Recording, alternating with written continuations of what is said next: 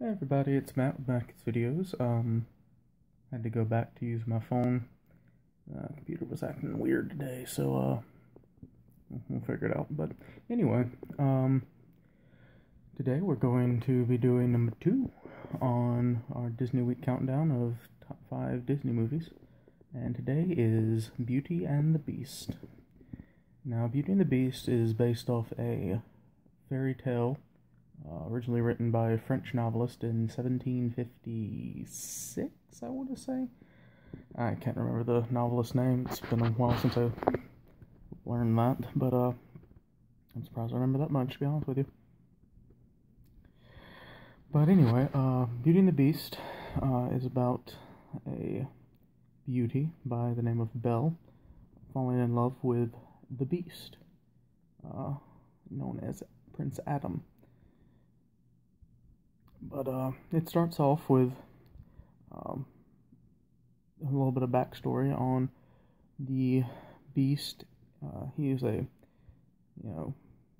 stuck on himself prince.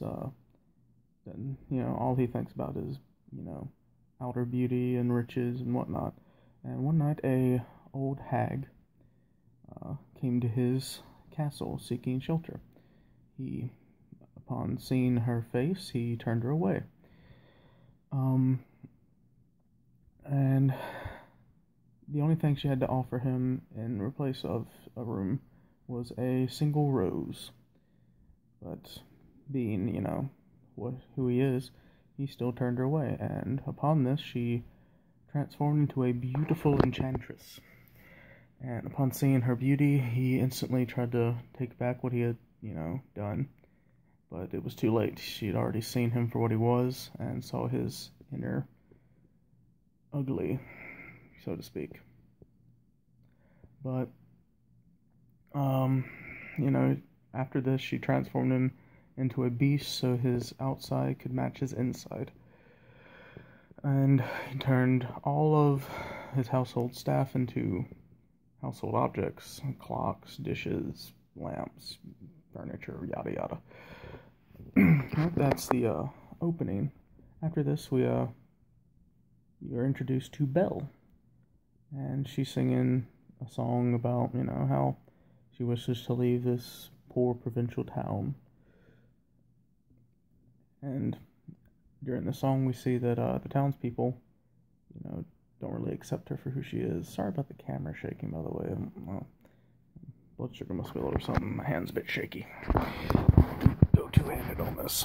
Anyway, and you're also introduced to technically the villain of the movie. There isn't a real villain, but he's as close you're getting. It's Gaston, who in any other Disney movie he would be kind of the hero. He's the handsome, strong, well-loved man of the town, and he wants to marry Belle because she's the most beautiful girl in town, and he has the intellectual capabilities of this chair. But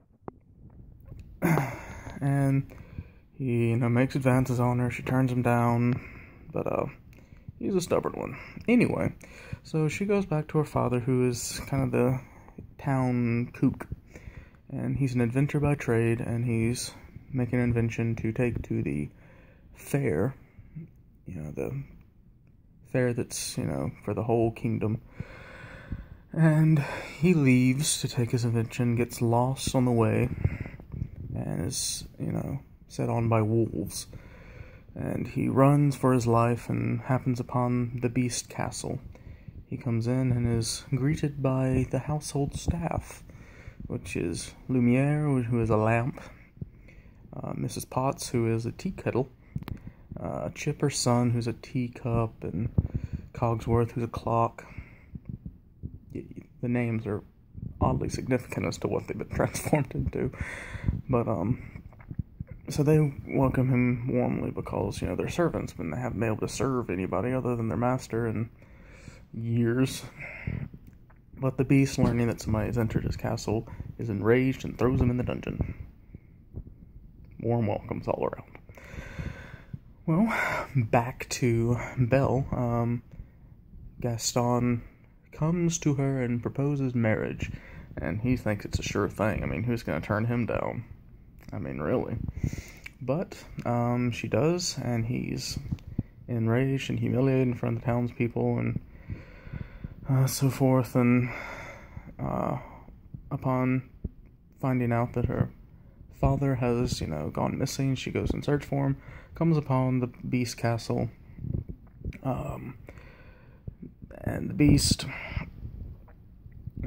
again, the servants welcome her warmly, and she finds her papa in the dungeon. He tells her to run. There's a beast in the castle, but before she can react, the beast shows up and demands to know why, another person has broken into his castle. And she offers that she be taken instead of her father, and the beast agrees, releases her father, and takes Belle prisoner. And, she is distraught over this, she'll never be able to be with her father again, but at least he's free.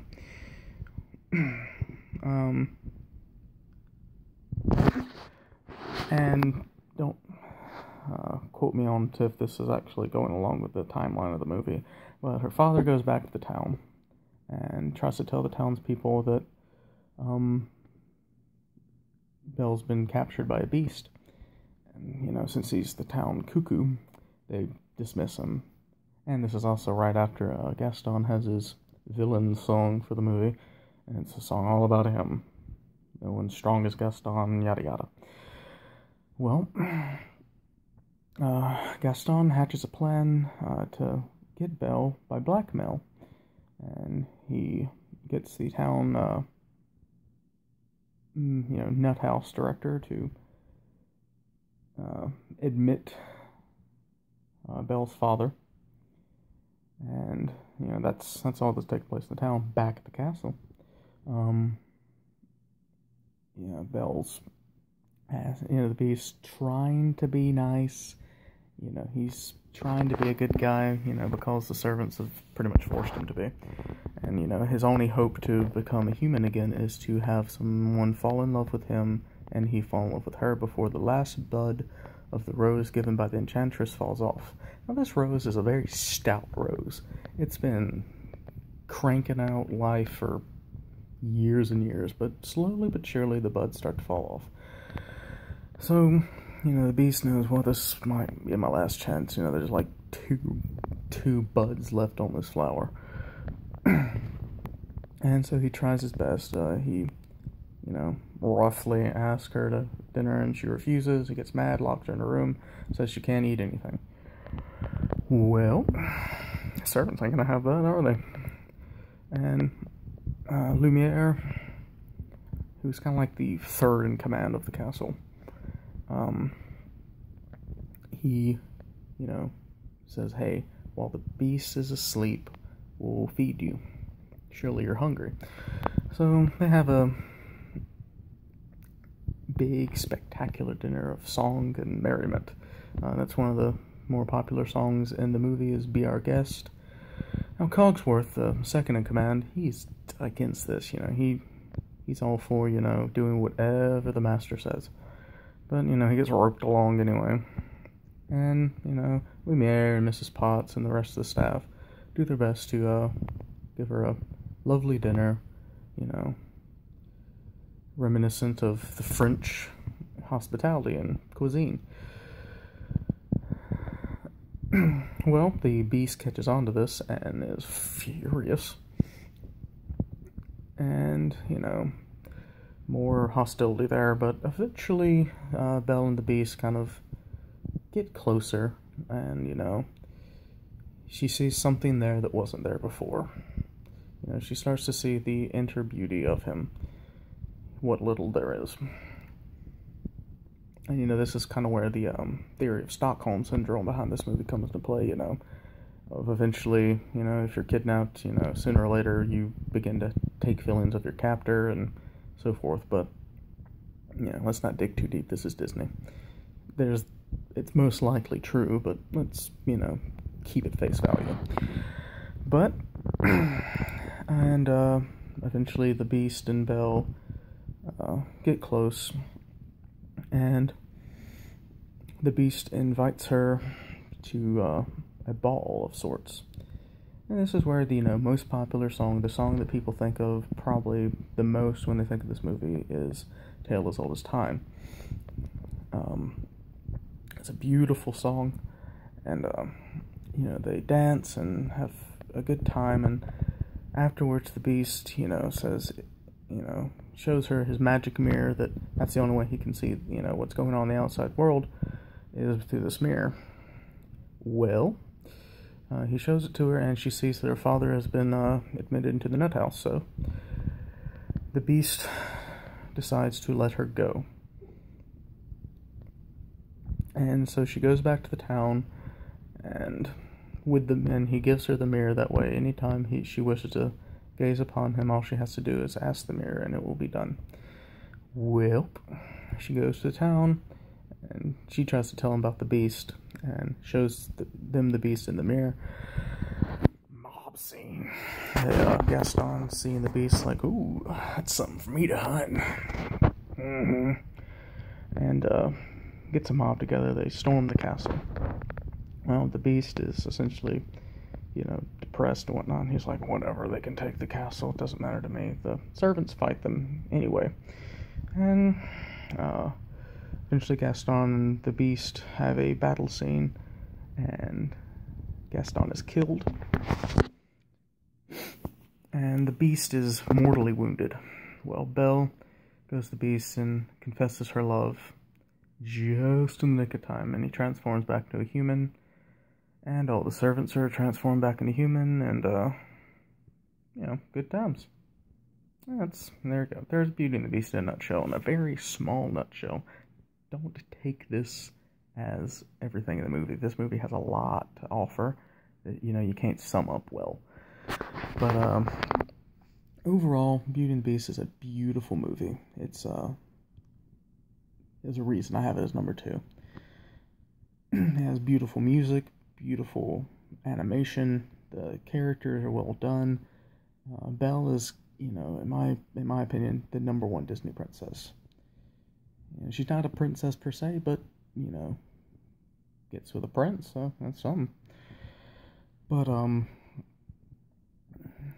and this particular Disney movie got made into a Broadway musical. And they put in some songs that, originally concepted for the movie, didn't make it in. But, I recommend you get the soundtrack to the musical version, as all the music from the movie, plus some. So, you get the whole package. But, well, that's everything, guys. If you like this video, hit that like button. If you want to see more reviews of movies and books and whatnot, hit that subscribe button. I'd be happy to have you in my little group here. If you have recommendations for something for me to review, just throw it in the comment section. I'll get to it. Alright guys, see y'all later.